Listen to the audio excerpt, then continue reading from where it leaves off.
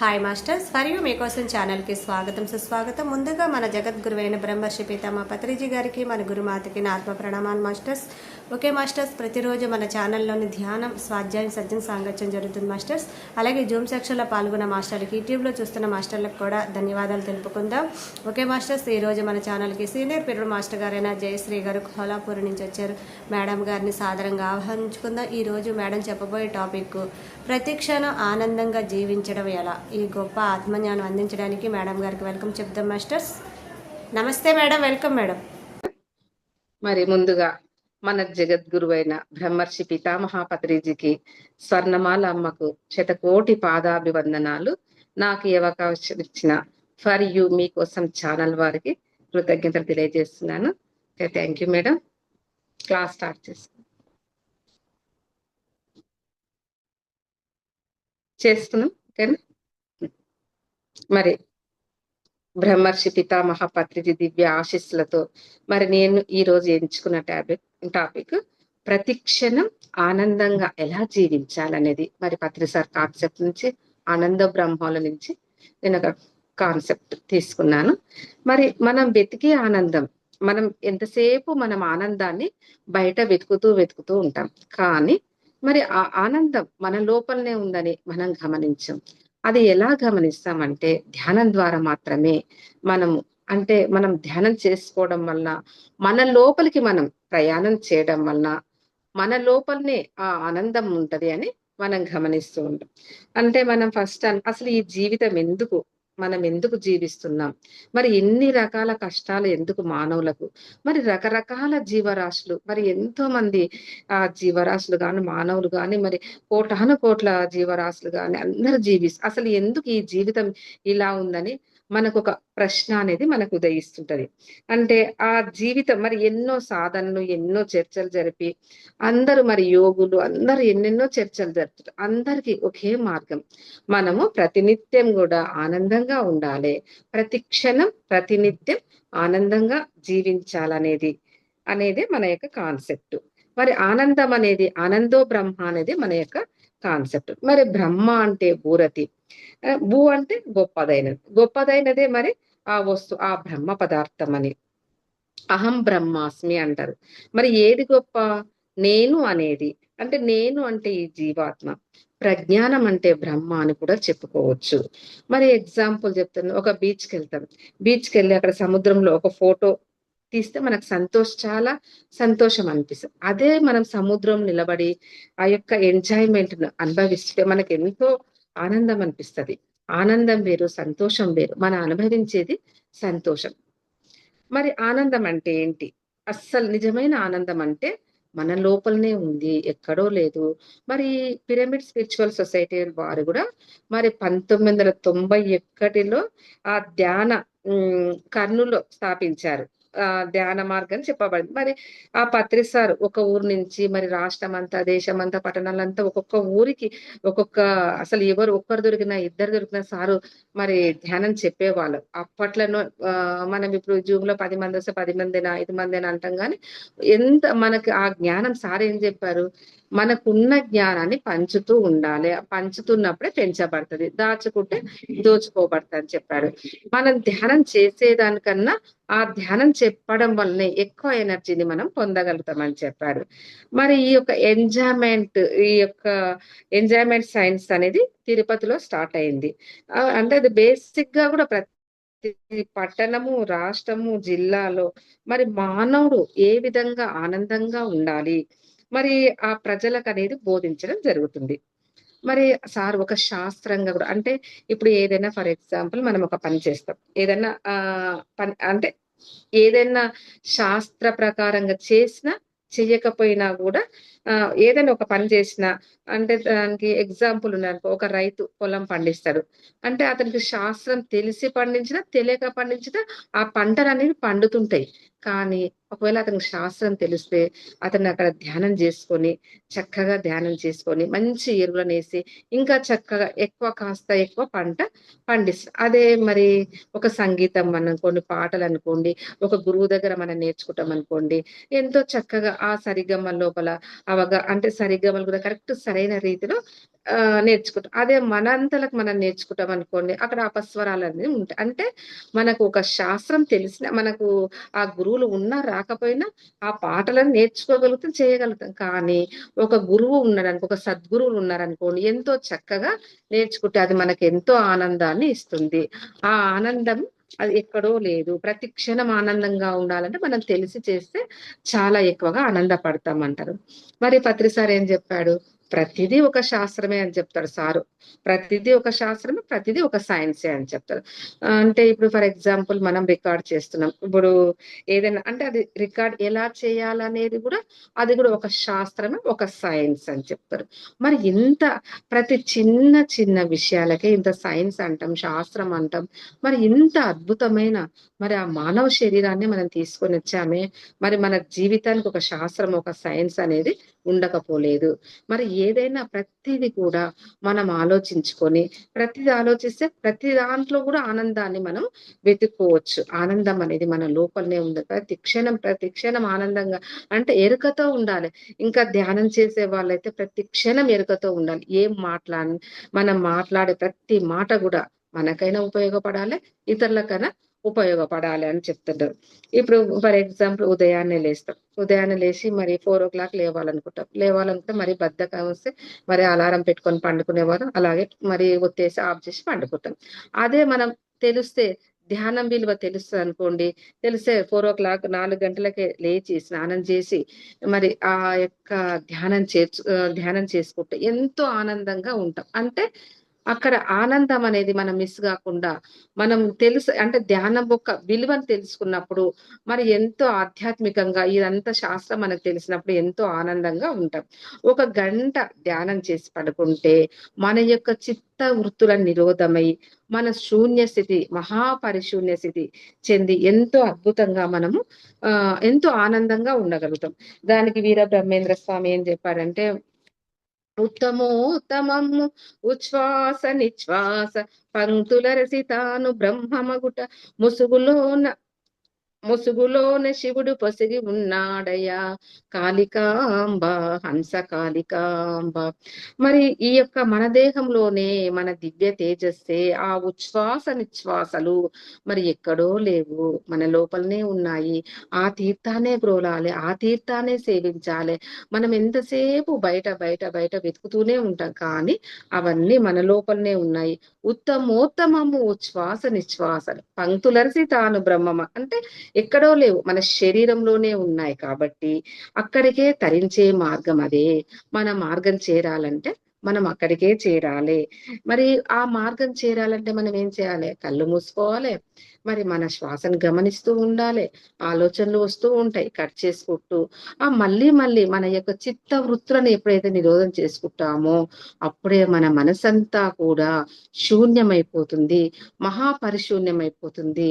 మరి నేను ఎందుకు వచ్చాను ఈ భూమి మీదకి? నేను అంటే మరి శరీరం కాదు, ఆత్మ స్వరూపం అంటారు. మరి నేను అంటే ఆత్మ, నేను అంటే భగవాన్. మరి ఎందుకు వచ్చాను ఈ లోకం నుంచి? నేను ఏ లోకం నుంచి వచ్చాను? మరి నేను సత్యలోకం నుంచి వచ్చానంట. మరి ఆ సత్యలోక వాసులు కావాలంటే మరి తిరిగి మనం ప్రయాణం కావాలంటే మనం గంటలు గంటలు సాధన చేయాల్సిందే. అది సరైన సాధన చేయాలి.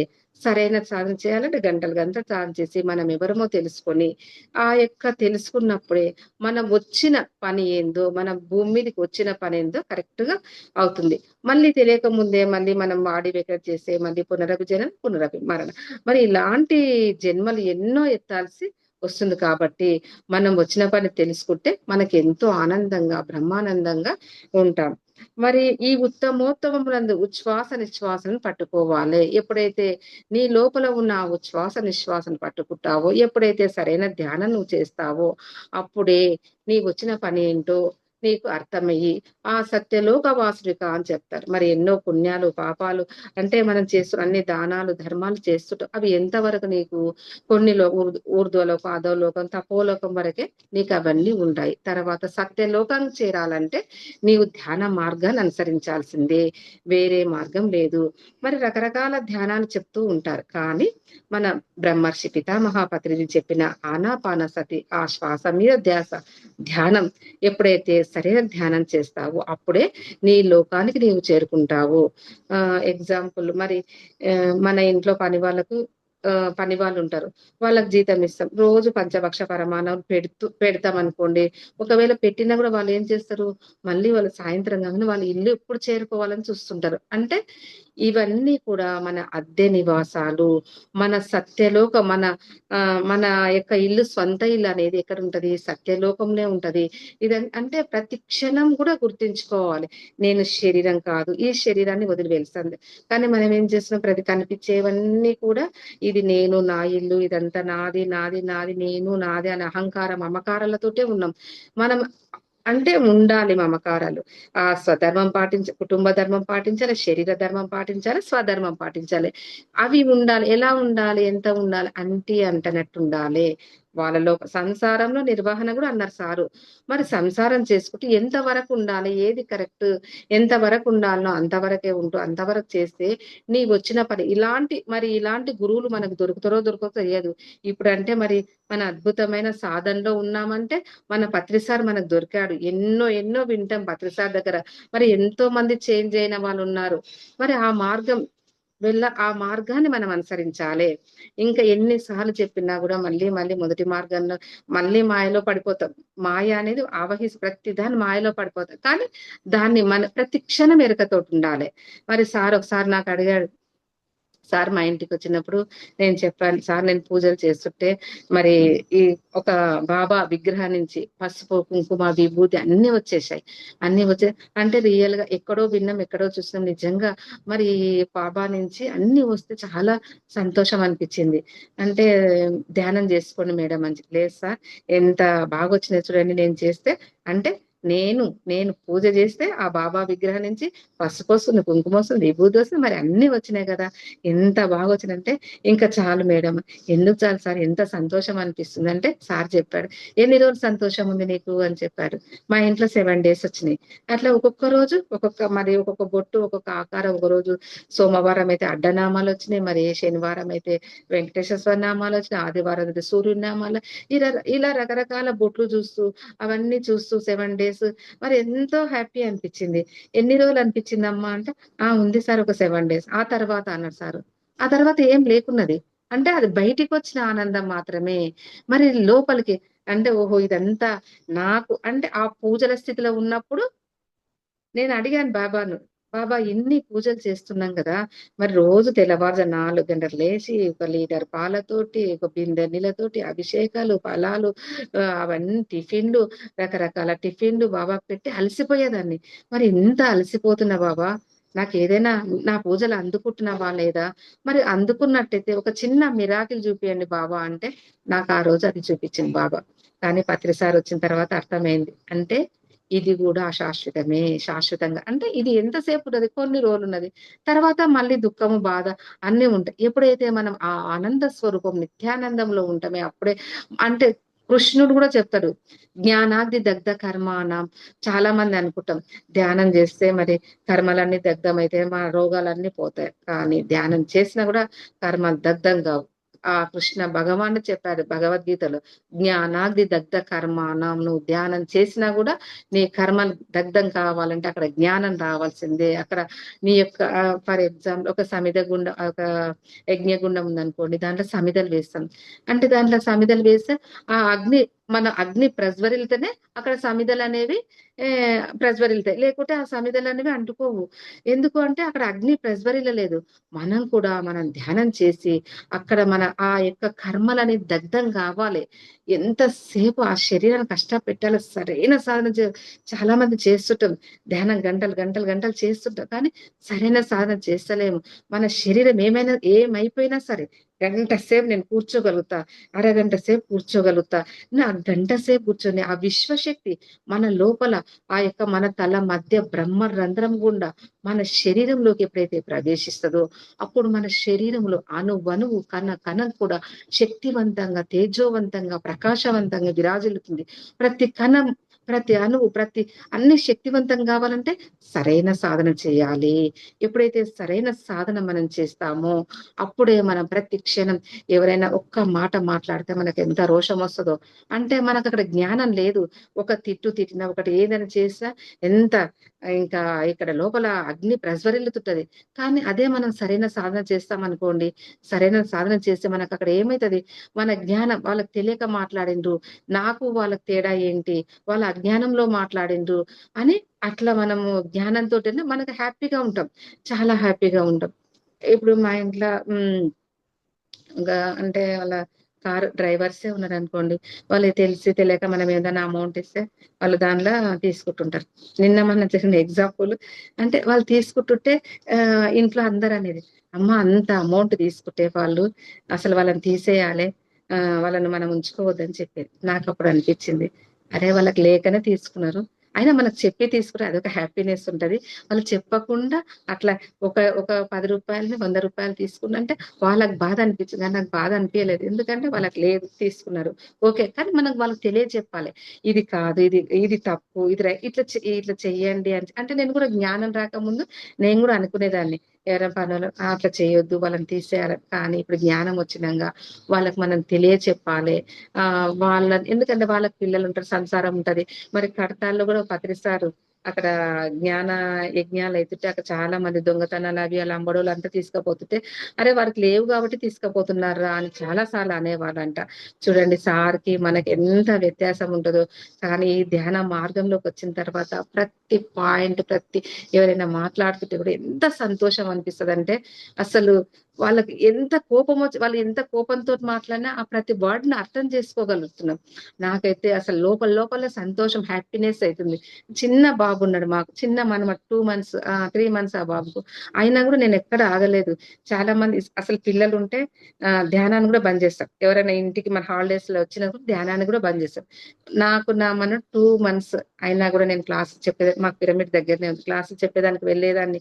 అంటే నా టైం ఎక్కడ కూడా, అంటే మన మనస్సులోని ఆలోచనలే మనకి ఈ బాబు ఉన్నాడు నేను పోకూడదు అని అనుకుంటేనే మనం అక్కడ ఉండగలుగుతాం. లేదు, బాబు ఉన్నా చేసిన ఎవరున్నా నా టైం నేనే తీసుకోవాలనుకుంటే నేను అసలు మార్నింగ్ ధ్యానానికి వెళ్తా, మళ్ళీ ఈవినింగ్ ధ్యానానికి వెళ్తా, నా క్లాసులు చెప్పమన్నప్పుడు క్లాసులు చెప్పేస్తా అంట. అంటే మన యొక్క ఆలోచన మనం చెప్పాలని ఒక థాట్ ఉంటే మనకు అవి ఆలోచన ఆ ప్రకృతే మనకి ఇస్తుంటది. అంటే నేను అనేది ఏమిటంటే, వచ్చిన పని మనం ఒక్క నిమిషం కూడా వేస్ట్ చేయొద్దు. ఒక నిమిషం కూడా వేస్ట్ చేయకుండా మనం వచ్చిన కర్తవ్యం ఏంటి, మనం ప్రతి క్షణం ఆనందంగా ఉండడానికి జీవించాలి. ఎగ్జాంపుల్ రమణ మహర్షి ఉన్నాడు అనుకోండి. ఆ రమణ మహర్షి ఇక్కడ చేతి క్యాన్సర్ ఉండదు.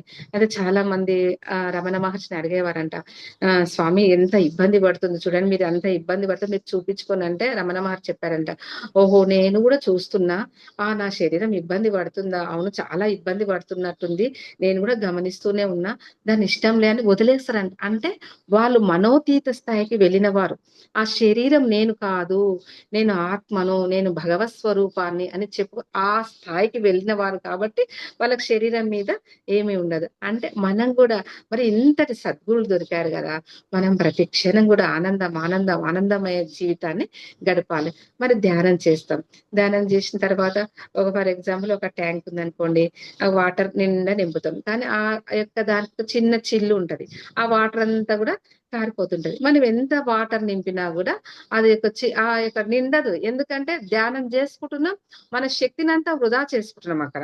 ఇంకెక్కడి మనకు ఆ యొక్క శక్తి ఇక్కడ కూడబెట్టుకున్నది ఎక్కడ, మొత్తం ఏ రోజుకి ఆ రోజు మాట్లాడతాం, అవసరమైన విషయాలు ఎన్నో మాట్లాడుతుంటాం, ఎంతో శక్తిని కూడా చాలా మంది చేసుకుంటాం, కానీ శక్తి అనేది వినియోగం చేసుకుంటాం. అక్కడ మనము ఆనందంగా ఉన్నాం. మనం ప్రతి క్షణం ఆనందంగా ఉండాలంటే మనం ఏంటి, నేను వచ్చిన కర్తవ్యం ఏమిటి, నేను వచ్చిన పని ఏంటి, ఎందుకు వచ్చాను ఈ లోకానికి అని చెప్పి ప్రతి క్షణం ఎరుకతోటి ఉండాలి. ఎరుకతోటి ఉంటే ఎంతో మనం ఆనందంగా ఉంటాం.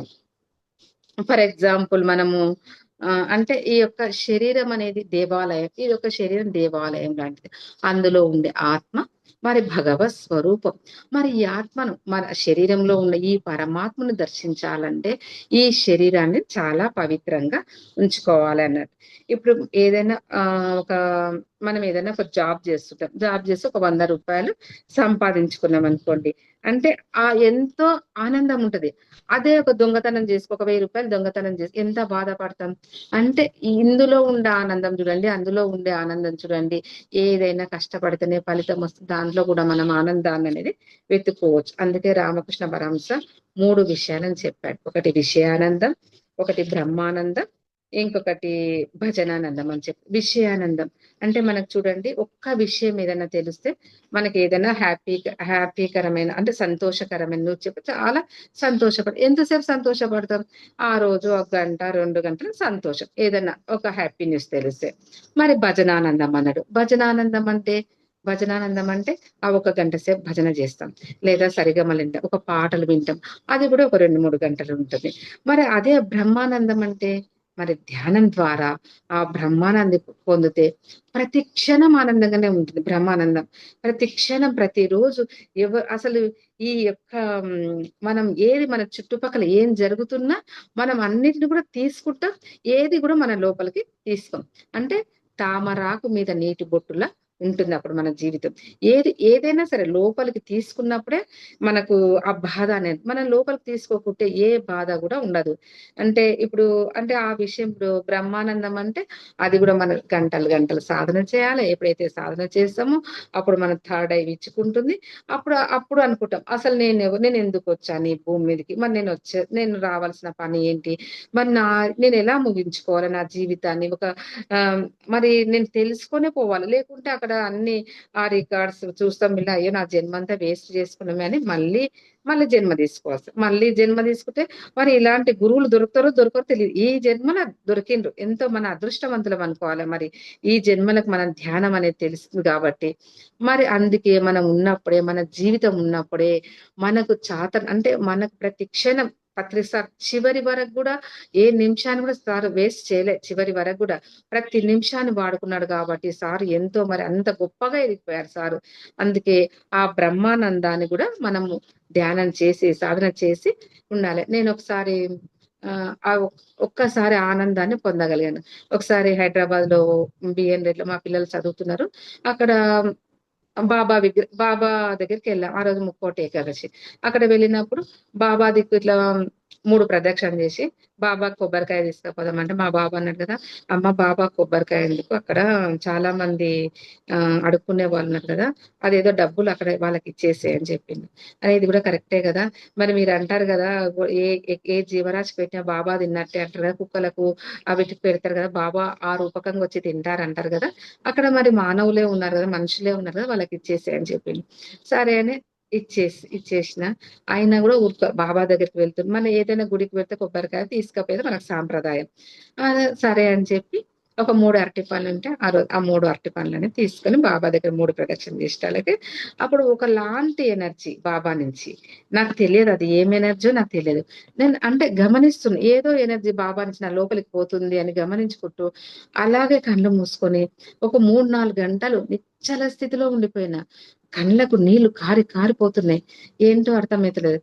అక్కడ పూజారి వాళ్ళు చూసి అమ్మ వాళ్ళు పూజారి వాళ్ళు అమ్మ నీకు ఏమైనా, నీకు బీపీ ఉందా, షుగర్ ఉందా, ఏదో అయినట్టుంది ఈమెకు, తీసుకెళ్ళండి అని చెప్తే మరి హైదరాబాద్ కాబట్టి ముక్కోటి ఏకాదశి ఆ రోజు పండుగ కాబట్టి తీసుకుపోయి అక్కడ కూర్చోబెట్టిండు. చాలా మంది అయ్యగారు గంటకు వచ్చి నెత్తిన అక్షంతలేసి ఒక హారతి బాబాకి ఇచ్చి నాకు కూడా హారతి ఇచ్చి, నాకు ఏమైంది అనేది నాకు లోపల నుంచి తెలుస్తుంది. ఆ ఆనందం అనేది నేను చెప్పలేకపోతున్నా. మా ఫ్యామిలీ అంతా నాతోనే ఉన్నారు.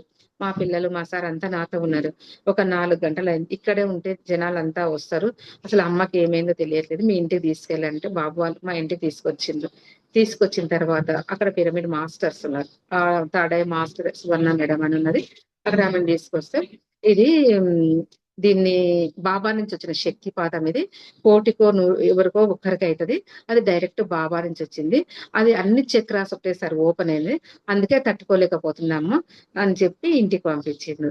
ఆ ఇంటికాడికి వచ్చినాక నాకు మూలాధార చక్రం నుంచి సహస్రార చక్రం వరకు అన్ని చక్రాసు తిరుగుతున్నాయి. లోపల ఆనందం వస్తుంది, ఎంతో సంతోషం వస్తుంది. అని ఇంక అక్కడ ఉంటే అంతా మాస్టర్స్ అంతా రాబట్టిండ్రు. మాది కొల్లాపూర్కి వెళ్దామని చెప్పి అప్పుడు కార్ తీసుకొని కొల్లాపూర్కి వచ్చేసినాం.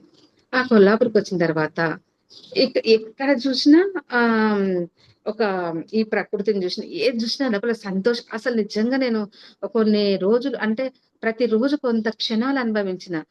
తినాలంటే తినిపియట్లే, ఆకలి అవ్వట్లేదు, తిన్నా ఆనందంగానే ఉంది, తినకపోయినా ఆనందంగానే ఉంది. అబ్బా ఇంత ఆనందమా! అసలు నాకు ధ్యానం లేదు, అప్పట్లో ధ్యానం కూడా లేదు. నేను ఊరికే అడిగిన బాబాని, అసలు ఏంటి బాబా అందరూ ధ్యానం ధ్యానం అంటారు, అన్ని అనుభవాలు ఉంటారు. చాలా మంది నాకు తెలిసిన వాళ్ళు అంటే మా పిన్ని ఒక ఆమె, నీకు అనుభవాలు రావట్లేదు, ఆమె నా ద్వారానే ధ్యానానికి వచ్చింది, నీకేంటి నువ్వు ఇన్ని రోజుల ధ్యానం చేసేబట్టి నీకు అనుభవాలు ఒక్కటి కూడా రాలేదు, మరి నేను ధ్యానం చేయబట్టి నాకు కొన్ని రోజులైనా నాకు చాలా అనుభవాలు వస్తున్నాయి అని అన్నది. అప్పుడు బాబాని అడిగిన, బాబా తను అట్లా అంటుంది, నాకు మా ఇంట్లో 10 మెంబర్స్ ఉంటారు, 10 మెంబర్స్ మా అత్తయ్య మామ 3 జనరేషన్ల ఫ్యామిలీ, అందరికి వంట చేయాలి, అన్ని చేయాలి. తనకు వాళ్ళిద్దరు భార్య అండ్ భర్త ఇద్దరే. తను చేసుకుంటూ చక్కగా చేసేది, చక్కగా తను ఎంత నేర్చుకుందో అంత ఇతరులకు పంచి తనకు సమయం ఎక్కువ దొరికేది. అయినా కూడా ఆమె అంటే నాకు అప్పట్లో ధ్యానం లేదు కాబట్టి కొంచెం బాధ అనిపించింది. తను అన్నది కరెక్టే కదా బాబా, తను చేసుకుంటుంది, మరి తనకు ఎన్నో అనుభవాలు వస్తున్నాయి, నాకు ధ్యానం లేదు, జ్ఞానం లేదు, ఓ బుక్స్ చదవకపోయేది, ఏది చదవకపోయేది. పత్రిసార్ లాంటి వాళ్ళు ఎవరైనా మాస్టర్స్ ఇంటికి వస్తే వాళ్ళకి ఫుడ్ పెట్టేది, ఏ మాస్టర్ వచ్చినా ఫుడ్ పెట్టేది. అదొక్కటే నాకు తెలిసిన జ్ఞానం, అదొక్కటే. నేను రావాలని చెప్పి పత్రిసార్ మా ఇంటికి 3 సార్లు వచ్చారు. సార్ ఎన్ని సార్లు వచ్చినా, సార్ ధ్యానమే, అవి పూజలు బాగుంటాయి సార్, పూజలు ఎందుకంటే అప్పుడు పత్రిసార్ నా గురువు గారు. అందరు పత్రిసార్ అంటే భయపడేది, కానీ పత్రిసార్ నా గురువు గారు. ఏం కాదు సార్, నాకు ధ్యానం చెప్పకండి సార్, ఏ మాస్టర్ వచ్చినా ఫుడ్ పెడతాం. మేము అప్పట్లో సాయి డివోర్స్ అంటే సరే సార్ లేదమ్మా, ఇక్కడ కొల్లాపూర్లో ధ్యానం చెప్తే మీరే చెప్పాలని చెప్పేది. అలా అయినా 2-3 సంవత్సరాలు సార్ చెప్పారు, కానీ ఇంకా అంటే నా కర్మలు దగ్ధం కాలేదు అక్కడ. సార్ ఎన్నిసార్లు చెప్పినా కూడా మళ్ళీ నేను భజనకి వెళ్ళేది, ధ్యానానికి వెళ్ళేది, 2 పడవల మీద ప్రయాణం చేసిన. అప్పుడు మళ్ళీ సార్ ఒక 2 ఇయర్స్కి వచ్చారు. ఏమమ్మా ఎంతవరకు వచ్చి ధ్యానం అంటే, ఉన్నది ఉన్నట్లే ఉంది సార్, మీరు ఎంతవరకు చెప్పిపోయినరో అంతవరకే ఉంది అని చెప్పిన. ఓ అట్లా అని అక్కడ సార్కు ఏమంటారు, మేము పిరమిడ్ ఓపెన్ చేసుకున్నాం. ఓపెన్ చేసుకుంటే అక్కడ సార్కు ఆ అంటే అవన్నీ పెట్టాలని ఒక కిరీటం పెట్టి సార్కి అంతా సత్కరించాలని అనుకున్నారు. అవన్నీ కూడా సారు నాకు కాదు పెట్టాల్సింది, ఈ మేడానికి అని చెప్పి అప్పట్లోనే నాకు ధ్యానం తెలియక ముందే, నేను ధ్యానంలో 5-6 సంవత్సరాల ముందే సార్ నాకు అవన్నీ పెట్టేలేండి. అప్పుడు అనిపించింది, సార్ మీరు ఇవన్నీ పెడుతుండ్రు కానీ నేను ధ్యానానికి వచ్చేది అయితే కష్టం సార్ అని చెప్పిన. అయినా కూడా సార్ బొదల నిజంగా చూడండి, అసలు నాకు అసలు భజన అంటే చాలా ఇష్టం. సాంగ్స్ నేర్చుకోవాలి, సాంగ్స్ చెప్పాలని ఒకరోజు ఒక భజన పాట చెప్పుకుంటే ఎంతో నష్టపోయినాం అనిపించేది. అలాంటిది ఇప్పుడు ఇంత ధ్యాన మార్గంలోకి వచ్చి అసలు నిజంగా ఎంతో హ్యాపీగా, ప్రతి క్షణం హ్యాపీగా. అప్పుడు అమ్మ 52 ఇయర్స్ లో బాడీ వెకేట్ చేసింది. అప్పుడు అమ్మ చాలా పెద్ద ఫ్యామిలీ. అసలు అమ్మ ఎక్కడికి వెళ్ళింది, అమ్మ మమ్మల్ని ఇడిచిపెట్టి మా ఇంత పెద్ద ఫ్యామిలీలో అమ్మ ఫస్ట్. అమ్మమ్మ 12 మంది, మా అమ్మ వాళ్ళ అక్క చెల్లెలు. ఇంత మందిలో అమ్మ ఒక్కతే లేదా, మాకే అమ్మ ఉండదా? చూద్దాం మరి ధ్యానంలో కనిపిస్తుంది అంటారే, అమ్మ కనిపిస్తుంది అంటారు కదా, మరి నేను కూడా ధ్యానం చేస్తే కనిపిస్తుంది అంటే, అప్పుడు చాలా మంది మాస్టర్స్ ఉన్నారు, మారం సారు ఇంకా చాలా మంది ఉండేవాళ్ళు.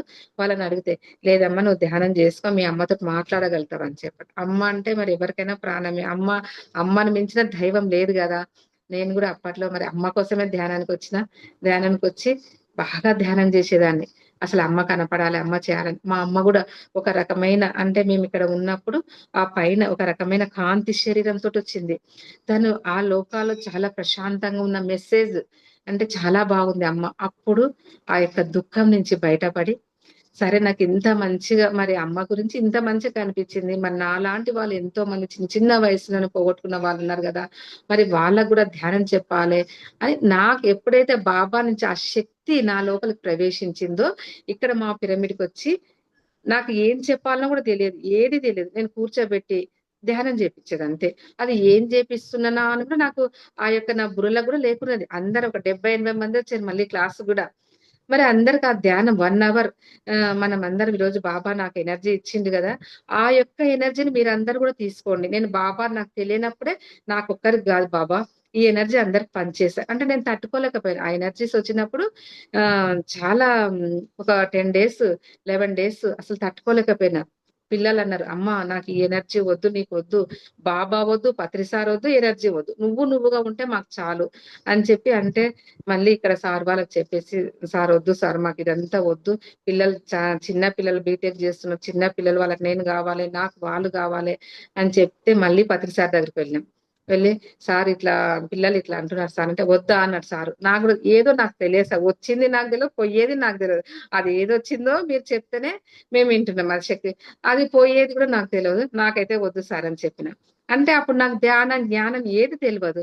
అంటే సరే అని చెప్పి సార్ కళ్ళ లోపల కళ్ళు పెట్టి ఒక 20 నిమిషాలు 20 నిమిషాలు చూసి 20 నిమిషాలు 2 నిమిషాలు చూసిండు. 2 నిమిషాలు చూడంగానే నీకు ఒక 21 డేస్లల్లా తగ్గిపోతుంది అని చెప్పిండు. నిజంగా సార్ అన్నట్టు అంటే నాకు చక్రాస్, ఆ మూలాధార చక్రం సహస్రార చక్రం వరకు ఒక్కొక్క చక్రం తిరుగుతూ ఎప్పుడు చూసినా లోపల ఏదో చక్రాలు మింగినట్టు అవంతా తిరిగినట్టే అనిపించేది. అంటే నేను తట్టుకోలేకపోయాను, నా బాడీ కూడా తట్టుకోలేకపోయింది. నిజంగా మరి ఏది అవసరమో ఆ భగవంతుడు ఇస్తారు మనకు. ఏది కోరుకున్నది, ఇంత కోరుకుంటే నాకు ఏది లేనప్పుడు నేను పొందితే కష్టం అనిపించింది. మళ్ళీ ధ్యాన సాధన చేసి నిజంగా ఇప్పటంతలో ఈ సాధన ఈ ధ్యానం ఉంటే అసలు ఎవరికి చెప్పేదాన్ని కాదనిపిస్తది. అలా జరిగింది. అంటే మనం ఏది చేసినా ప్రతి క్షణం ఆనందంగా కొరకే మనం చేస్తామని అట్లా అందుకే చెప్పాల్సి వచ్చింది. మరి ఏదైనా కూడా మనకు పాజిటివ్ దృక్పథం ఉండాలి. అంటే నాకు చిన్నప్పటి నుంచి కూడా బాబా అంటే ఇష్టం. మరి ఈ బాబా కూడా ఒకరోజు నాకు కలలో వచ్చి అక్కడ అంటే ఆ షిరిడి సాయినాథ్ విగ్రహాన్ని ఓంకారేశ్వర పిరమిడ్‌లో ఉంది. ఒక పెద్ద విగ్రహం షిరిడి బాబాది. చూస్తే మనిషిని చూసినట్టే ఉన్నది. అలాంటి విగ్రహాలు నాకు ఎందుకో తీసుకురావాలని చెప్పి పిరమిడ్‌కి నాకు అనిపిస్తే, మరి ఇంట్లో ఆ విగ్రహం తీసుకొని దాదాపు 2.5, 3 లక్షలు అవుతుంది.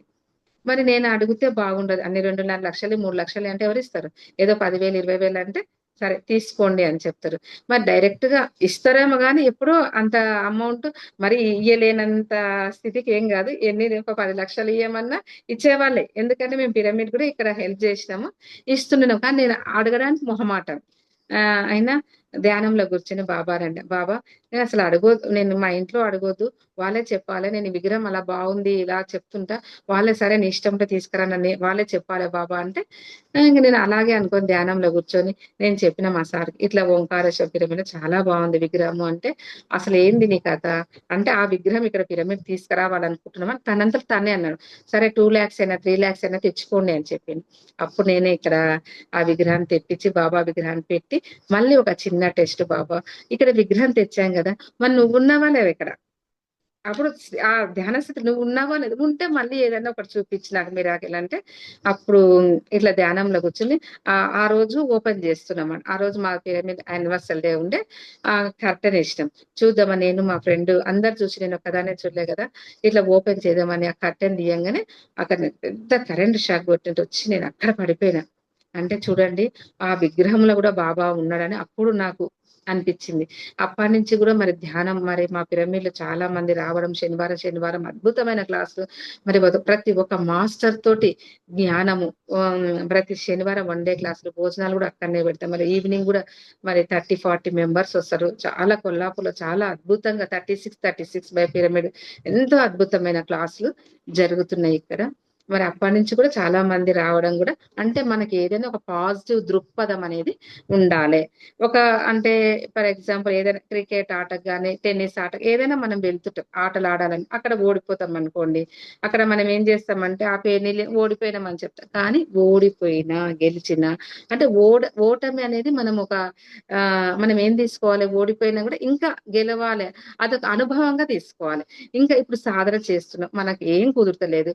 మళ్ళీ ఇంకా మన జ్ఞానం అనేది మనం ఇంకా సాధన అనేది పెంచుకుంటేనే మనకక్కడ వస్తాయి. ఏదైనా పాజిటివ్ దృక్పథంగా ఉంటే మనం ఏదైనా సాధించగలుగుతాం. ఆహ్, నేను ఔట్ అయ్యాను గదా, నేను ఔట్ అయ్యాను అనుకుంటూ కూర్చుంటే మనం ఏది సాధించలేము. ఇంకా నేనేం చేయాలి? మరి ఇంకా నేను గెలవడానికి నేను ఎన్ని రకాలుగా కృషి చేయాలి? ఎన్ని రకాలుగా నేను చేస్తే నేను ఇంకా ముందలకెళ్తాను. మన సాధనలో గూడా అదే విధంగా మరి మన సాధనలో గూడా ఒక అగ్నిగుండంలో అవన్నీ సమిధలేస్తే ఆ అగ్ని ఎలాగో ప్రజ్వరిల్లదు. అగ్ని ఏస్తేనే ప్రజ్వరిల్లదు.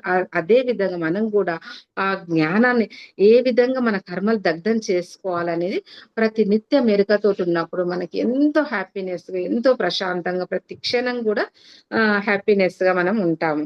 ఇంకొకటి నిర్మోహమాటం అంటాం. మనం చాలా మంది మన ఇంటికి ఎవరైనా బంధువులొస్తారు, చుట్టాలొస్తారు. మన టైం క్లాస్ అయితుంది. ఎవరో వస్తారు. మనం ఏం చేస్తాం మొహమాటానికి పోయి అక్కడ మన టైం అంతా వేస్ట్ చేసుకుంటాం.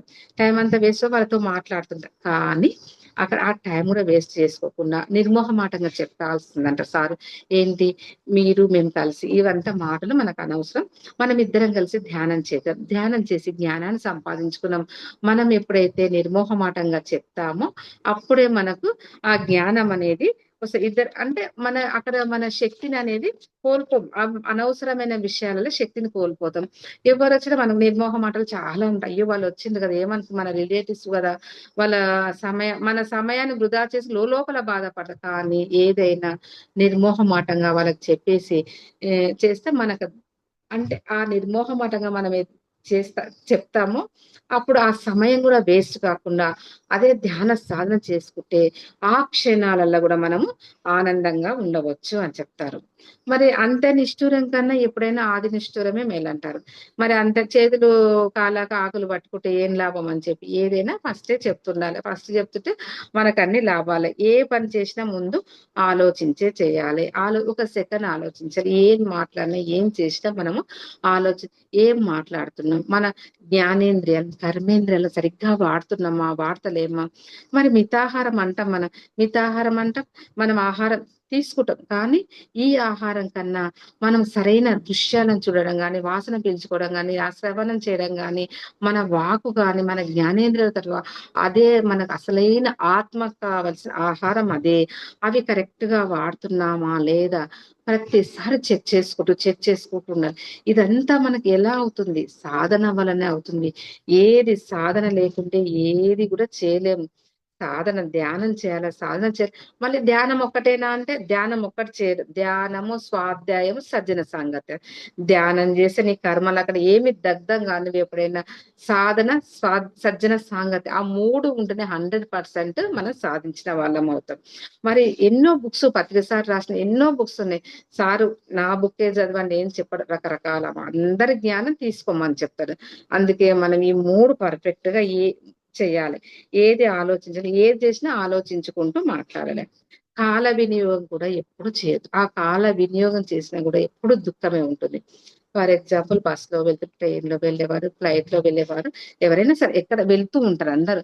వెళ్తున్నప్పుడు మనకు బస్సు రాకుంటే చిరాకు అనిపిస్తది. ఒక గంట టైం అబ్బా! ఇంకా బస్సు రాలేదు. అక్కడ ఏం చేయాలి? అక్కడ ఉన్న వాళ్ళందరూ కూడా ధ్యానం నేర్పాలి. ధ్యానం నేర్పి లేదా ధ్యానం చెప్పాలి. వాళ్ళకి ఒక 10 నిమిషాలు, ఒక్క నిమిషం, 2 నిమిషాలు ధ్యానం చేసుకోండి. అంటే మనం ఎంత బాగుపడ్డామో ఆ ధ్యానం వల్ల మనము బాగుపడ్డది కూడా ఇతరులకు మనం ఎప్పుడైతే చెప్తామో అప్పుడే ఆ ప్రకృతి అనేది మనకు 1000 రెట్లు మనకు ఆ అవకాశాన్ని కల్పిస్తుంటది ప్రకృతి. మనం ఎంతసేపు మన వరకు మన చుట్టుపక్కల మనకు చెప్పే జ్ఞానం జూమ్‌లలో కానీ అందరికి జ్ఞానం అనేది పత్రిస్తారు. ఒక్క నిమిషం విరామం లేకుండా మరి తనకు ఆరోగ్యం బాలేకున్నా ప్రతి ఊరు, దేశం, రాష్ట్రం ఎంత తిరిగిండో సరే సార్‌లాగా చేయకపోవచ్చు. మనకు చాతనైనంత మనకొంత జ్ఞానం కాల వినియోగం చేసుకోకుండా ఆ సమయంలో బుక్స్ చదువుకున్నా లేక వేమన పద్యాలు కానీ, భగవద్గీత శ్లోకాలు గాని ఆ కాల వినియోగం చేయకుండా మనం ఎప్పుడైతే చేసుకుంటామో ఆ క్షణంలో కూడా మనము ఆనందంగా ప్రతి క్షణం కూడా ఆనందంగా ఆ బస్సు రాలేదని ఎదురు చూడకుండా ఆ క్షణంలో కూడా మనం ఆనందంగా ఉంటాము. మరి మన ఇంట్లో అంటే ఫర్ ఎగ్జాంపుల్ రోజు అన్ని అంటే ఒక కూర వండుకుంటాం అనుకోండి. అదే కూర రోజు వండుకుంటే మనకు బోరొస్తుంది. అందుకే జ్ఞానం అనేది కూడా అందరిని తీసుకోవాలి. ఒకటే జ్ఞానం, ఒకటే మాస్టర్ చెప్పిననుకో మనకు కొంత బోరొస్తుంది. అందుకే ప్రతిసారి చెప్తారు కదా! వంకాయ కూర చేసినా కూడా రకరకాల కూరలు అప్పుడు మనకు బోర్ అనేది రాదు. అందుకే ప్రతి వాళ్ళ ఆత్మ కూడా అన్ని రుచులు కావాలి. ఒకటే రుచి ఊరుకోదు ఆత్మ. ప్రతి ఒక్కరి జ్ఞానం కావాలి. ప్రతి ఒక్కటి కావాలంటే బ్రేక్ ద రొటీన్ అంట ప్రతిసారి. కొంచెం బ్రేక్ ఇవ్వాలి. దేనికైనా బ్రేక్ ఇవ్వాలి అని చెప్తా. అందుకే ప్రతిరోజు కూడా అంటే ప్రతి నిమిషం కూడా ప్రతి రోజు కూడా ఆ కొత్త కొత్త విషయాలు నేర్చుకుంటూ కొత్త కొత్త దానికి ఇంకా ఏం ఈ రోజు ఈ బుక్ రేపు ఏం చేయాలి ఇంకా ఏం దొరుకుతుంది అన్వేషణలో ఉంటే అప్పుడు మన ఆత్మ అనేది ప్రతి క్షణం నీకు ఆనందం ఆనందం ఆనందం. అంటే ఈ చిన్న చిన్న విషయాలే కాకపోతే ఆ పత్రిసార్ ప్రబోధాలలో మనం ప్రతి క్షణం ఆనందం ఇవన్నీ మనం తెలుసుకోవాల్సిన విషయాలు. ఫర్ ఎగ్జాంపుల్ ఇప్పుడు ఒక యాపిల్ పండు ఉంది. ఒక యాపిల్ పండు తింటాం, చాలా బాగుంటుంది. 2 తింటాం, బాగానే ఉంటాం. 3 తింటాం, వెగుటుగా అనిపిస్తుంది. అదే ఒక కమల పండు, ఒక యాపిల్ పండు, ఒక బనానా, ఒక మ్యాంగో అట్లా తింటే మనకి ఏమనిపిస్తుంది, రుచికరంగా ఉంటాయి. ఒకటి తినటానికి మనకి ఆ వామిటింగ్ లాగా సెన్సేషన్. అందుకే అన్ని రకాలు కావాలి. అన్ని రకాలు అనేది మనకి ఎప్పుడైనా అందరి రకాల ఆత్మజ్ఞానం కావాలి. అప్పుడే మనము ప్రతి క్షణం ఆనందంగా ఉంటాం, ప్రతిరోజు ఆనందంగా ఉంటాం. ఏదైనా బ్రేక్ ద రొటీన్ సార్ ఎన్నో సార్లు మనకు చెప్పాడు. మరి మితిలోనే ఉంది ఆనందం, అతిలో లేదంట. ఏదైనా తక్కువ చేసుకుంటే ఏదైనా మితంగా ఉంటే దాంట్లోనే ఆనందం. ఏది మరి అతిగా అంటే ఆశ పోతే ఆనందం అనేది మనకు దొరకదంటారు. అంటే జీవితం అనేది ఎప్పుడు కూడా మల్టీ డైమెన్షన్ లా ఉండాలి అని చెప్తారు. అంటే ఇది మనకు అంటే అంటే ఇంకా రకరకాల బుక్స్ చదవడం, కొత్త కొత్త అధ్యయనాలు చేయడం అనేది అలా ఉండాలి అని చెప్తారు. ఏదైనా జీవితం అభివృద్ధి చదవాలని చెప్తారు. ఇంకా మనము ఇంకా ఒక డయోజనిస్ అని ఒక వృద్ధులు ఉంటారు. అలెగ్జాండర్ ఏం చేస్తారంటే అంటే మన జీవితం హ్యాపీగా ఎలా ఉండాలి అనేదాన్ని చెప్తున్నా. ఆ డయోజనిస్ అనే వృద్ధుడు ఒక చెట్టు కింద కూర్చొని ఉంటాడు. అలెగ్జాండర్ ఏం చేస్తాడు, ఆ యొక్క దేశ పర్యటన చేసినప్పుడు అనేక ఆ యొక్క ఏమంటారు అవన్నీ కూలగొట్టుకుంటా దేశాన్ని అంతా కూలగొట్టుకుంటా వస్తుంటాడు. వస్తుంటే అక్కడ చాలా గొలగొట్టి ఆయన సంపదను తీసుకొని వస్తాడు. సరే ఆ పరిసరాలకు వెళ్తుంటాడు. ఆ పరిసరాలకు వెళ్ళినప్పుడు అక్కడ చాలా మంది అంటారు, ఇక్కడ ఏమైనా చూడ్డానికి ఏమైనా ఉన్నాయా అని అడుగుతాడు. అంటే ఇక్కడ చూడ్డానికి ఏమీ లేదు, కానీ ఒక డయోజనిస్ అనే ఒక వృద్ధుడు మాత్రం ఉన్నాడు. అంటే మరి సరే అతన్ని నా దగ్గర తీసుకురాండి అని చెప్తాడు. అతడు రాడు అంట. ఏంటి అతని ప్రత్యేకత అంటే అతనైతే రాడు, అతడు అక్కడే ఉంటాడు అని చెప్తాడు. అంటే సరే మరి అతడు అక్కడే ఉంటాడంటే నేనే అతని దగ్గరికి వెళ్తా అంటాడు. ఆ డయోజనస్ అనే వృద్ధుని దగ్గరికి అతడు వెళ్తాడు. అతడు వెళ్ళిన తర్వాత నేను నీకు సమాధానం చెప్పే ముందు నేను నిన్ను కొన్ని ప్రశ్నలు అడిగితే నువ్వు సమాధానం చెప్పు అంటాడు. మరి నీవు ఈ రాజ్యానికి ఎందుకు కూలగొట్టాలనుకుంటున్నావు అని అడుగుతాడు. అడిగితే ఈ సిరి సంపదలు ఈ ప్రతిష్టతో నేను ఇంటికి వెళ్తే నా భార్య నా పిల్లలు చాలా సంతోషిస్తారు, నేను వెళ్ళి హాయిగా జీవించవచ్చు, ఎంతో అద్భుతమైన జీవితాన్ని నేను గడపవచ్చు అని ఆ అలెగ్జాండర్ చెప్తాడు.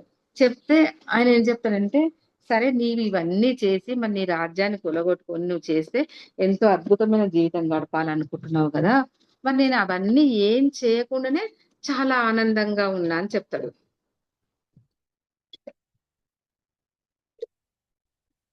మరి ఇవన్నీ చేయకుండా నేను ఆనందంగా ఉన్నా అని చెప్తాడు.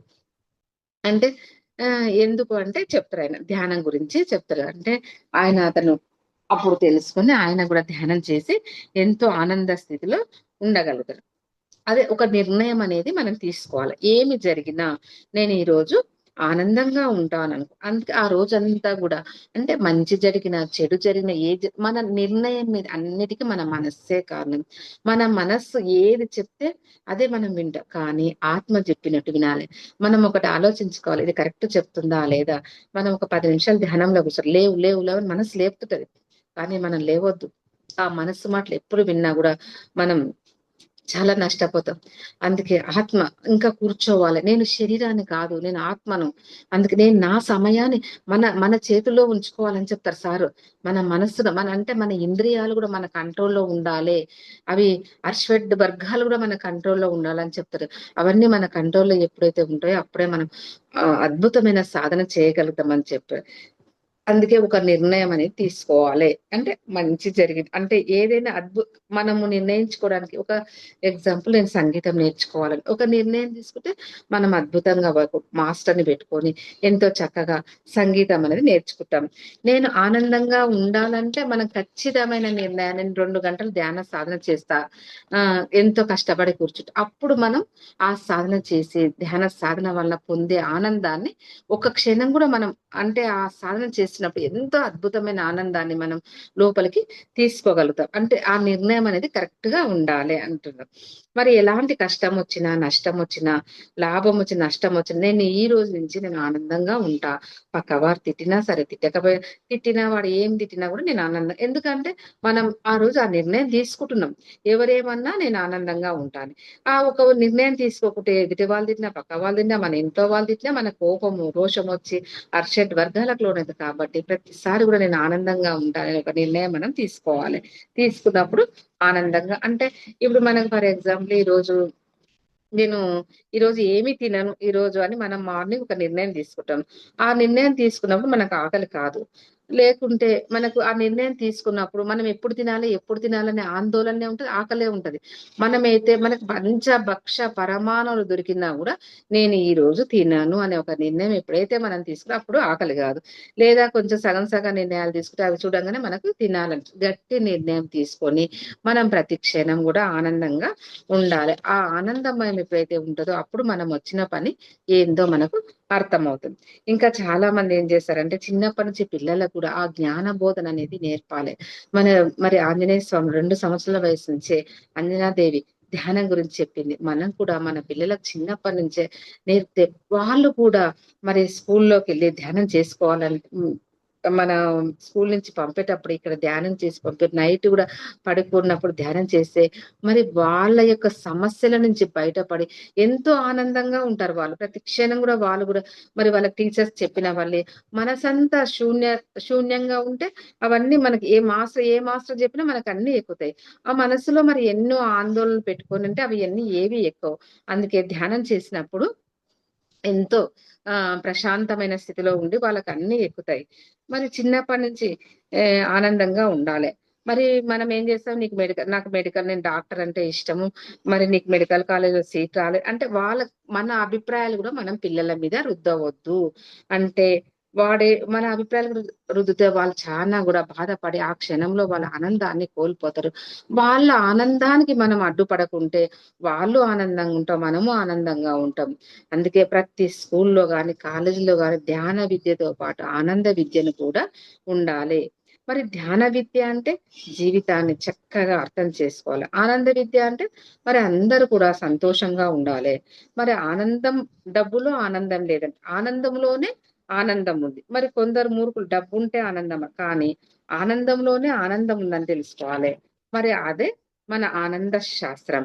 మరి అంటే నీవు మరి ఎంత మనం మన దుఃఖానికి, మన వాస్తవానికి మనమే కారణం అంటాం. మరి అది ఎప్పుడు తెలుసుకుంటామంటే ఆ ధ్యాన సాధన చేసినప్పుడు మాత్రమే మనము త్రికరణ శుద్ధిగా ఉన్నప్పుడు ఆ యొక్క మన వాస్తవానికి మనమే కారణమని మనం తెలుసుకుంటాం. మరి ఏది చేస్తే ఎప్పుడు ఆనందంగా ఉంటామో తెలుసుకోవాలి. కొంతమంది చిన్న చిన్న లాభాల కొరకు అబద్ధాలు చెప్తుంటారు. అది వారికి దుఃఖం ఉంటది. కానీ నిజం చెప్తే ఎంత ఆనందం ఉంటదో ప్రతి క్షణం కూడా ఆనందంగా ఉండి త్రికరణ శుద్ధిగా ఉండాలి. అంటే మనస, వాచ, కర్మన ఇదంతా త్రికరణ శుద్ధి లేని వారికి దుఃఖాలు తప్పవు. త్రికరణ శుద్ధి మనస, వాచ, మనం ఏది మాట్లాడుతున్నామో అదే చెప్పి, ఏది చెప్తున్నామో అదే మాట్లాడితే వారికి ఎప్పుడు కూడా ఆనందము. తెలియంది ఎప్పుడూ మాట్లాడకూడదు. తెలిసింది మాత్రమే మాట్లాడాలి. ఆచరించే మాట్లాడాలి. మనసులో ఒకటి పెట్టుకొని మరొకటి మాట్లాడొద్దు. ఎవరైనా నిజాయితీగా ఉంటారో వారికి త్రికరణ శుద్ధిగా ఉంటుంది. ఆనందంగా ఉంటారు. మరి ఒక రూ. 10 ఇందాక చెప్పిన కదా! 10 కష్టపడి పని చేస్తే రూ. 100 లాభం వస్తది. ఎంతో ఆనందంగా ఉంటది. గాల్లో తేలినట్టు అనిపిస్తది. అదే రూ. 100 దొంగతనం చేస్తే మరి ఎంత బాధపడతాం. ఆ సొమ్ము కూడా మనకు ఆనందాన్ననేది ఇవ్వలేదు. అంటే కష్టపడితేనే ఆనందం. సోమరితనంగా ఉండి దొంగతనాలు చేస్తే మనకెప్పుడు కూడా దుఃఖం అంటే కష్టంలోను కూడా ఆనందం ఉంది. అందుకే ప్రతిది కూడా మనం ఆలోచించుకుంటూ ఏది చేస్తే మనకక్కడ ఆనందం దొరుకుతుందని సత్యాన్ని తెలుసుకోవాలి. ధర్మాన్ని ఆచరించాలి. ఎప్పుడైతే సత్యాన్ని తెలుసుకొని, ధర్మాన్ని ఆచరించుకొని, ఆ వాస్తవికత ఎక్కడుంది? మన లోపలనే ఉందంటున్నాం మరి ఆనందం. మనం ఏం చేస్తే ఆనందాన్ని పొందుతాం. ఏం చేయకుంటే ఆనందాన్ని పొందం. ఏం చేస్తే ఆ దుఃఖాన్ని పొందుతాం. ఏం చేయకుంటే ఆ దుఃఖాన్ని పొందలేమని ప్రతిసారి కూడా చెక్ చేసుకుంటూ మన జీవితాన్ని ఎంతో అద్భుతంగా చేసుకోవాలి. చేసుకోవాలి. మరి మన కర్తవ్యాన్ని మనం నిర్వర్తించాలన్నట్టు. మన కర్తవ్యాన్ని మనం నిర్వర్తించి ఇప్పుడు ధ్యానంలో చాలా మంది నిరుత్సాహపడుతుంటారు. అనుభవాలు వస్తాయి, గొప్ప అనుభవాలు వచ్చిన వాళ్ళే గొప్పవాళ్ళు, అనుభవాలు రాకుంటే గొప్పవాళ్ళు కారు అనుకుంటారు. కానీ అక్కడ అనుభవం వచ్చినా అనుభవం రాకున్నా ఏమి కాదు. మన జీవితం అంటే మార్పులు, నేను ధ్యానం ముందు ఎలా ఉన్నాను, ధ్యానం తర్వాత ఎలా నా జీవితం ఎలా, మనం చెక్ చేసుకోవాలి. అప్పుడే మనకి ఎంతో ఆనందం ఉంది. అనుభవాలతో అసలు పనే లేదు. మనం ధ్యానం చేసుకున్న జ్ఞానం వచ్చిందా రాలేదా, మన లోపాలను సరి చేసుకుంటున్నామా లేదా, మన లోపాలు ఎదుటి వాళ్ళ లోపం చూపిస్తాం మనం ఒక వేలు పెట్టి, కానీ 3 వేలు మననే చూపిస్తుంటాయి. అంటే ఎదుటి వాళ్ళ లోపం ఎప్పుడైతే చూపిస్తాం ఆ లోపాలని మనలోనే ఉన్నట్లని మనము గుర్తు చేసుకోవాలి. ప్రతి క్షణం ఆనందంగా ఉండాలి. అందుకే దేవుడు మనం అనుకుంటాం, నేను ఎంత ఏం చేసినా కూడా, నేను ఎంత పాపం చేసిన దేవుడు నాకు ఇంకా ఏం ఇస్తలేడు, అసలు నాకే వస్తాయా కష్టాలు, మరి ఈ కష్టాలన్నీ నాకే ఎందుకు వస్తాయి, మరి ఈ యొక్క ఈ ప్రపంచంలో అంటే మనం మానవ జన్మ ఎత్తినాం, మరి వాళ్ళ తోటి వారిని చూస్తాం, అబ్బా నాకే అన్ని కష్టాలు వస్తాయి, నాకైతే దేవుడు ఏమి ఇయ్యలేదు ఎప్పుడు దేవుని అనుకుంటారు. కానీ మన వాస్తవాలకు మనమే సృష్టికర, అవన్నీ మనమే నిర్ణయించుకొని వచ్చినామని ఆ ధ్యానంలోకి వచ్చినాక తెలుస్తది. ఆ ప్రాపంచిక జీవితం ఉన్నప్పుడు అంటే కష్టాలు అందరికి ఉంటాయి. ఆ కష్టాలను ఎదుర్కొనే స్థితి ధ్యానం ఇస్తుంది. అవి కూడా అవలీలగా మనం ఎదుర్కోగలుగుతాం. ఒక ఒక యోగి కూడా ఒక యోగి అతను అనుకుంటాడు, అబ్బా నాకే కష్టాలు, రోజు లేచినప్పటి నాకే కష్టాలు, నాకు ఏమి ఇయ్యలేదు, ఆ భగవంతుడిని తిట్టుకుంటూ ఉంటే ఒక యోగి ఇతని కళ్ళు ఎట్లాగో తెరిపియాలని చెప్పి యోగి అతని దగ్గరకు వెళ్ళి, మరి భగవంతుడు నీకు ఏమి ఇయ్యలేదు అంటున్నావు కదా, నీకే కష్టాలు అంటున్నావు కదా, నీ కళ్ళు నాకు ఇచ్చేస్తావా అని అడుగుతాడు. అప్పో నా కళ్ళు ఇస్తే నేను ప్రకృతిని ఎలా చూడగలుగుతాను, నేను ఎలా తినగలుగుతాను, మరి నా కళ్ళు ఇస్తే ఎలాగో అని అతను, అమ్మో నేనైతే నా కళ్ళు ఇవ్వలేను అని అంటాడు. అంటే లేదు నీకు ₹1,00,00,000 ఇస్తా, మరి నీకు కళ్ళు ఇచ్చేసి నువ్వు ఎంచక్కా ఆ అన్ని కార్లు కొనుక్కోవచ్చు, ఇండ్లు కొనుక్కోవచ్చు, కార్లు కొనుక్కోవచ్చు, నీ లైఫ్ నంతా ఎంజాయ్ చేసుకోవచ్చు అని చెప్తాడు. అమ్మో నా జీవితమే నాశనం అయితే నాకు కళ్ళు ఇవ్వలేను అని చెప్పేది. సరే నీ కళ్ళు ఇవ్వకుంటే నీ యొక్క వీనికి నీ చెవులు ఇచ్చేస్తావా అంటాడు. అమ్మో చెవులిస్తే నాకు మంచి వాళ్ళు తిడుతుంటారు, మాట్లాడుతుంటారు, పొగుడుతుంటారు, అవన్నీ నేను ఎట్లా వినాలి, నా వినికిడి శక్తి ఎట్లా ఉంటది అంటే ఇంకో ₹1,00,00,000 ఇస్తే ఇచ్చేసి, అంటే నువ్వు 2,00,00,000 ఇచ్చినా కూడా నేను అది ఇవ్వను. అదే విధంగా ముక్కు, నోరు, చెవులు, మరి శరీరంలో ఆ యొక్క అవయవాలన్నీ అడుగుతాడు ఆయన. అడిగితే నేను ఏది ఇవ్వలేను, ఇవన్నీ మరి అంటే ముక్కు ఏదైనా సరే నీ గొంతు ఇచ్చేసి, అంటే నేను గొంతు ఇస్తే నేను ఆహారం ఎలా తీసుకోవాలి, నేను ఇవ్వలేను. మరి ఇంత అద్భుతమైన శరీరాన్ని భగవంతుడు ఎన్ని కోట్లు ఇచ్చినా కూడా మనం అవి భగవంతుని రుణం తీర్చుకోలేము. మరి ఇంత అద్భుతమైన శరీరాన్ని ఇచ్చాడే మనకు ఆ భగవంతుడు, ఇంకా ఏమి ఇయ్యలేదంటే అప్పుడు అతని జ్ఞానోదయమే.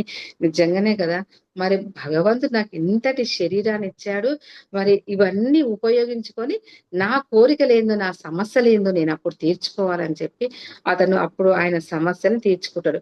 అంటే ఇవన్నీ మరి ఆ భగవంతుడు మనకు ఆ పంచభూతాలను, భూమి, నీరు, గాలి, ఆకాశం, ఇవన్నీ మరి భూమి మీద నడుస్తున్నామంటే అది భగవంతుడు ఇచ్చేదే. మరి అంటారు ఎవరైనా ఇట్లా, భూదేవుకున్నంత ఓపిక ఉందమ్మా నీకు అంటారు.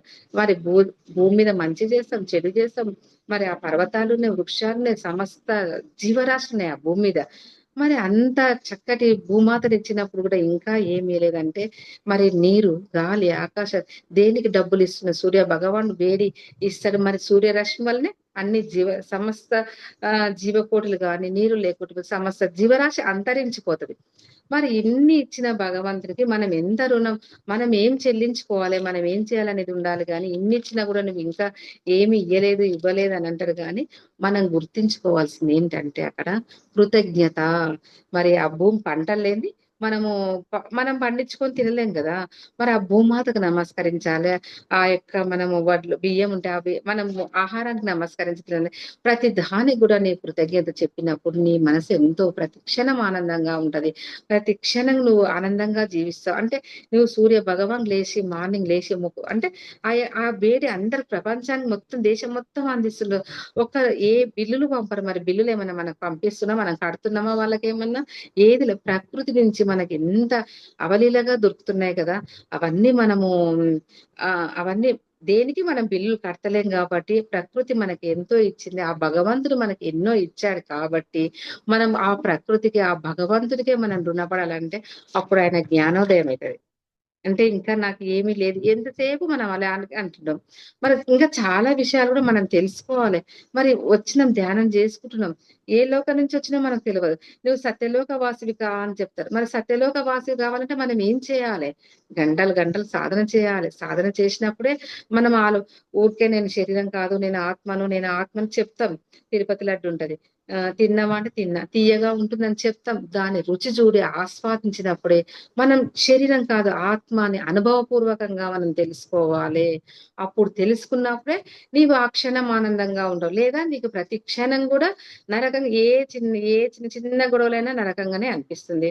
మరి ఎన్నో మనకు ఇక్కడ అంటే మనం ధ్యానం రాకముందు అన్నదానం, భూదానం, గోదానం, వస్త్రదానం అవన్నీ దానాలు చేస్తుంటాం. అది ప్రాపంచిక జీవితం. అది కూడా పుణ్యం వస్తదంటారు సార్ వాళ్ళు. కానీ ఎంతవరకు తపోలోకం, భూలోకం, సువర్లోకం ఎన్నో లోకాలున్నాయి కదా! తపోలోకం వరకే నువ్వు వెళ్ళగలుగుతావు. నువ్వు వెళ్ళేదెప్పుడు? నీవు ఏ లోకానికి చేరాలి? నీ స్వంత గృహానికి చేరాలి. మరి నీ స్వంత గృహానికి చేరాలంటే నీవేం చేయాలి? నీవు ఆత్మకు సంబంధించిన పనులు మాత్రమే చెయ్యాలి. ఆత్మకు సంబంధించిన పనులంటే ఇప్పుడు నేను ఒక్కదాన్ని ధ్యానం చేసుకొని వాళ్ళ ఇష్టం ఏమన్నా గాని మిగతా వాళ్ళంటే అది కాదు గదా! మనం ప్రతిసారి ఏం చెప్తారు? ఏ వస్తే ఏ చెప్పు, బి వస్తే బి చెప్పు. నీకొచ్చిన జ్ఞానాన్ని పంచు. ఎప్పుడైతే పంచుతావో అప్పుడు పెంచబడతది. దాచుకుంటే దోచుకోబడతది. అందుకే ఇంత ఇచ్చిండ్రు గదా! మరి నీకు దోచుకోకుండా నీ పక్క వాళ్ళని ఎప్పుడైతే నీవు చేసేదానికన్నా నీవు ధ్యానం ఎప్పుడైతే చెప్తావో నీకు ఆ ప్రకృతి 1000 రెట్లు అవకాశాన్ని కనిపిస్తది. నీవు దేనికైనా మనకు ఇప్పుడు ఈ ధ్యానానికి సంబంధించినవి, ఈ ఆధ్యాత్మిక సంబంధించినవి గాని ఇస్తే అవి మన ప్రకృతి 1000 రెట్లు, 100 రెట్లు మనకు అధికంగా వస్తది. ఏదో మనం అన్నదానికి నా దగ్గర ఇంత ఉంది కదా! ఇంత ఇవ్వాలని ఎప్పుడు కూడా బాధపడకుండా డబ్బులు ఇయ్యొద్దని మనం మనస్ఫూర్తిగా రూ. 100 ఇచ్చినా, రూ. 10 ఇచ్చినా సరే ఎంతో తృప్తిగా ఇస్తే నీకు అవన్నీ కూడా నీ ఎంబడే ప్రకృతి నీకు అవన్నీ ఇచ్చి నీకు ఎంతో తృప్తినిస్తాయి. అందుకే మనము గుర్తుంచుకోవాల్సిన అంటే ఆ సత్యలోక వాసులు కావడానికి ఎన్నో విషయాలు మన మానవుడిగా వచ్చినందుకు మనం గుర్తించుకోవాలి. వచ్చినాము ఈ జన్మను ఈ ఈ యొక్క జన్మని ఇప్పుడే మనం సార్థకత చేసుకోవాలి. అంటే మళ్ళీ ఇందాక చెప్పాను ఏ జన్మలో వస్తాయో తెలియదు, ఎక్కడ పోతామో తెలియదు. అంటే ఇప్పుడు ఈ క్షణం ఉన్నాం, మరు క్షణం ఏమైతే మనకు తెలియదు. మరుక్షణం ఇప్పుడు ఉండుండగానే హార్ట్ అటాక్ వచ్చి చనిపోయిందంటారు. అంటే మనకు అవన్నీ తెలియదు. కాబట్టి ఉన్నప్పుడే మన యొక్క ఆ మార్గాన్ని మనం ఎంత చక్కటి మార్గం అనుభవించినాం మనం ఎంత పుణ్యం చేసుకుంటున్నాం మరి ఈ మార్గాన్ని అనుభవించినాం. నిజంగా కూడా మరి ప్రతి క్షణం ఆనందం. ఇప్పుడు ఫర్ ఎగ్జాంపుల్ మా ఇల్లే ఉందనుకోండి. ఇప్పుడు మా కొడుకు, కోడలు, మేము, మా అత్తమ్మ, మామయ్య, మరి మా పిల్లలు ఇంతమంది ఉన్నా ఎప్పుడు ఆనందంగానే ఉంటాం. ఎప్పుడు ప్రశాంతం. అసలు నువ్వు ఇంతమందికి ఇలా వంట చేసి పెట్టి ఎలా వస్తావు? ధ్యానానికి ఎట్లా వస్తున్నావు? క్లాసులు ఎట్లా చెప్తావు? అందరు నిజంగా నాకే ఒక్కొక్కసారి ఆశ్చర్యం అవుతుంది. ఇంట్లో ఒక అత్తమ్మ ఉంటే ఉండనివ్వరు. ఇప్పుడు వద్దు పక్కకు ఆ కొడుకు దగ్గర కొన్ని రోజులు, ఈ కొడుకు దగ్గర కొన్ని రోజులు. కానీ నేను ఎప్పుడు కోరుకుంటా అందరు నా దగ్గరనే ఉండాలని. ఎందుకంటే నాకు అక్కడ ప్రశాంతం. నేను ధ్యానం అనుకోవచ్చు, క్లాసులు చెప్పుకోవచ్చు. వాళ్ళు మంచిగా ఇంటి దగ్గర ఉంటారు. ఎంత మంచిగా అనిపిస్తారు నాకు. ఎందుకో పిల్లలను చూసుకుంటే పెద్దవాళ్ళు ఉంటే నిజంగా ధ్యానానికి రాకముందు నేను కూడా అట్లా అంటాం. మా సార్ వాళ్ళు ఇద్దరుంటే అక్కడ కూడా కొన్ని రోజులు ఉండొచ్చు కదా అనుకునేదాన్ని. ధ్యానానికి రాకముందు. ధ్యానానికి వచ్చిన తర్వాత ఓహో నేను ఈ మార్గాన్ని ఎన్నుకొని వచ్చినా కదా, వాళ్ళని నేనే ఎంచుకొని వచ్చాను కదా, అందుకే వాళ్ళు నా దగ్గరనే ఉండాలి. మరి వాళ్ళు నా దగ్గర ఉంటే నేను ఎంతో ధ్యాన ప్రచారం చేసుకోగలుగుతా. నేను ఇక్కడ ఇడిచిపెట్టిపోయినా వాళ్ళు చూసుకోగలుగుతారు. వాళ్ళకి 80+ అయినా కూడా ఎంతో ప్రశాంతం. వాళ్ళు కూడా ధ్యానం చేసుకో ఒక్క ధ్యానం ఉంటే చూడండి ప్రతి వాళ్ళు కూడా ప్రతి క్షణం ఆనందంగా ఎంతో అద్భుతమైన జీవితాన్నే గడపవచ్చు. అసలు మా పిల్లలు కూడా సార్ వాళ్ళు అనేది సార్ అనేది మీ పిల్లలకు ధ్యానమే అవసరం లేదని చెప్పాడు. అంటే వాళ్ళ నుంచి కూడా నేను ప్రతి క్షణం నేర్చుకుంటుంటా. అంటే వాళ్ళు చాలా ఎవరి విషయాలు మాట్లాడరు. వాళ్ళ విషయం ఎంతనో వాళ్ళు మాట్లాడతారు. అసలు మా పిల్లల మ్యారేజ్లుగా నేను ఎప్పుడు కూడా చూసుకోలేదు. ఎప్పుడు కూడా నాకు తపన లోపల ధ్యానం చెప్పాలి, జ్ఞానం చెప్పాలి, ఆ క్లాస్ వినాలి. ఇప్పుడు ఆ బాబు చిన్న బాబు అసలు అబ్బా 2 అవర్స్ పడుకుని ఉంటే బాగుండు, నేను అతను 1 గంట క్లాస్ చేసుకొని వస్తా అంటే నా లోపల తపనకు ఆ ప్రకృతి నాకు ఎప్పుడు సహకరిస్తూనే ఉంటది. మా పిల్లలకు అసలు మ్యారేజ్ కూడా చూడలేదు. మా అబ్బాయి ఇంజనీర్ చేసిండు, తర్వాత వద్దని అది బిజినెస్ చేస్తున్నాడు. మా అమ్మాయి కోడలు డాక్టర్. చూడండి మనకు ఎంత అద్భుతం. అంటే ఎప్పుడు కూడా మా అమ్మాయి మ్యారేజ్ అయింది, ఆ అమ్మాయి కూడా అల్లుడు ఇంజనీర్. అమ్మాయి ఇంజినీర్. నేను ఎప్పుడు కూడా నా పిల్లల గురించి ఆలోచించలే, ఎవ్వరి గురించి కానీ ఆ ప్రకృతి ఎంతో చక్కటి జీవితాన్ని అంటే మనం చేయవలసింది చేస్తే పొందవలసింది పొందుతుంది. నేను ఒక్కటే అనుకున్నా, నా దారికి అడ్డు రాకూడదు. నేను ఇదంతా ఏం పట్టించుకున్నా, ఆ ప్రకృతి ఆ పచ్చడిసారికే వదిలేసిన. నేను నా కర్తవ్యం నేను పాటిస్తా. మీరు నా ఇల్లుని చూసుకోండి అని చెప్తే ఎంతో చక్కగా అందరూ ఎంతో హ్యాపీగా మరి ఎంతమంది ఉన్నా ఒక ప్రశాంతి ఇల్లాగా అందరూ ప్రశాంతంగా ఉంటా. ఎవరి టైం వాళ్ళు తీసుకుంటారు. ఎంతో అద్భుతమైన జీవితం. అందుకే ప్రతి క్షణం ఆనందంగా ఉండాలంటే మనం మన లోపల ఉన్న అరిషడ్ వర్గాలను కూడా అదుపులో ఉంచుకోవాలి. అదుపులో ఉంచుకొని ఎప్పుడు అదుపులో ఉంచుకుంటాం? మనం ధ్యానం చేసినప్పుడు మన సాధన పెరిగితే అన్ని కూడా అదుపులో ఉంచుకొని చక్కటి జీవితాన్ని ప్రతి క్షణం ఆనందం ఆనందం ఆనందం. ఆనందం అంటే ఎక్కడో లేదు, మన లోపలనే ఉంది. బ్రహ్మానందం అన్ని కూడా మన లోపలనే ఉన్నాయి. Thank you madam. మరి నాకు ఇంత అవకాశం ఇచ్చిన ఫర్ యూ మీకోసం ఛానల్‌కి thank you madam. Thank you madam, thank you so much madam. For you మీకోసం మన ఛానల్కి వచ్చి ఎంతో గొప్ప ఆత్మజ్ఞానం అందించిన మాస్టర్లందరికీ ధన్యవాదాలు తెలుపుకుందాం మాస్టర్స్. జయశ్రీ మేడం గారికి, నాగమల్లేశ్వరమ్మ గారికి ధన్యవాదాలు తెలుపుకుందాం మాస్టర్స్. అలాగే ప్రతినిత్యం ఎరుకతోటి ధ్యానం, స్వాధ్యాయం, సజ్జన సాంగత్యం చేద్దాం మాస్టర్స్. అందరి చేత చేద్దాం మాస్టర్స్. వైజాగ్కి మెగా పిరమిడ్ రావాలని పరమ గురువుల కోరిక, పత్రిగారి కోరిక, పత్రి మేడం కోరిక. మనం అందరం సంకల్ప ధ్యానం చేసి వైజాగ్కి మెగా పిరమిడ్ వచ్చేలా చేద్దాం masters. Thank you masters. Thank you.